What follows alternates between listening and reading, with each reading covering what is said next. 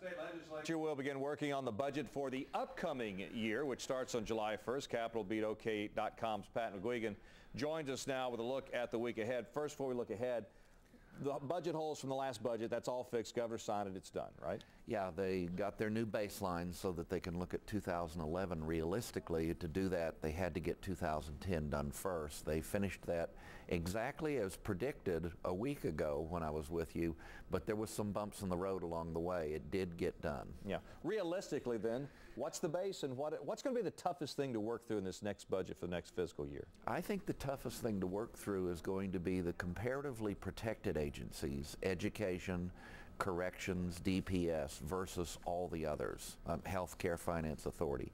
They were held relatively harmless with low single-digit budget cuts.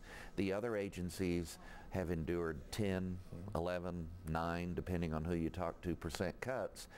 And they're going to be making a case, hey, we've done our sacrifice. Another 10%, which might be indicated by the $600 to $700 million expected shortfall for the next cycle, they're going to make the case that that's too much. And there's something to that argument. Now, one thing that could certainly boost everyone's spirit and the bottom line would be if energy costs continue to rise. And we have seen energy costs going up here slightly over the last few weeks. Yeah, that's a very good point. In fact, it could make a difference of a couple $100 million, maybe more, one direction or the other. If the winter stays cold the rest of the winter in the east, as State Treasurer Scott Meacham has remarked, that actually helps Oklahoma, and it could contribute a lot to a better fiscal picture for the state.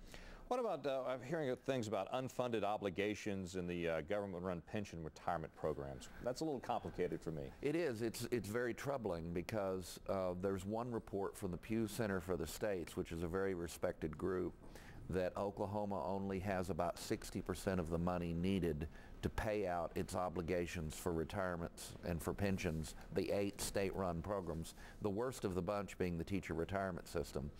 Now, some people say that's closer to 67%, but either way you look at it, it's drastically underfunded, and this year they may not have the money to make direct deposits into those accounts, so the problem will just get worse. Pat, we only got about 25 seconds left. Other items of interest that you're going to see here in the next few weeks?